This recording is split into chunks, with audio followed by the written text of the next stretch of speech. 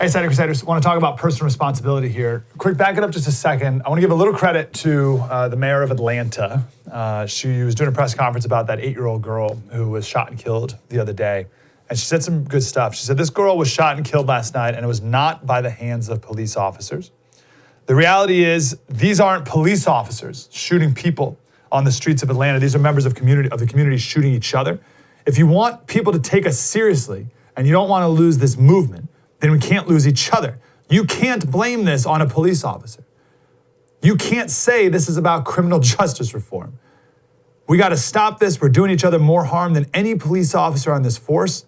We've had over 75 shootings in the city over the past several weeks. You can't blame this on the Atlanta police. So I'll give a little credit where it's due to Mayor Bottoms there. But then last night, she blamed the president for all these shootings. So whatever. I want to play this clip here of Shelby Steele. I wanted to play a clip of Glenn Lowry and Shelby Steele, but we'll play the Glenn Lowry one tomorrow for the sake of time, because the Shelby Steele one is so classic. Here's why I want to play these men. First of all, they're brilliant and they're right. So period, end of story. That's all that really matters. But I particularly want to play these two black intellectuals for a reason. So Glenn Lowry, he was 33 years old. I forget when this was, back in the 80s. At 33, he was the first black tenured economics professor at Harvard. Now he's at Brown. And Shelby Steele's over at Stanford. These are brilliant men.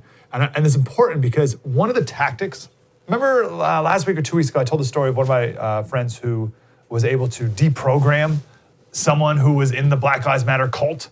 And we talked about the 5 steps he did to do that. And one of the middle steps, was to get people to realize that not all black people think the same way. I know it's crazy, right? But this is one of the tricks that Black Lives Matter uses, is to get white people to think that all black people are unanimous in their opinions on how you're a terrible person and this is a terrible country. So you can dismantle that very simply by just talking about and showing clips of some black intellectuals who logically, sanely, calmly, and academically disagree with what's happening today. So this is Shelby Steele. What do people do with freedom when they don't know how to handle it? They reinvent their oppression, even as it has faded away. They make it up in their mind all over again. Racism is around every corner.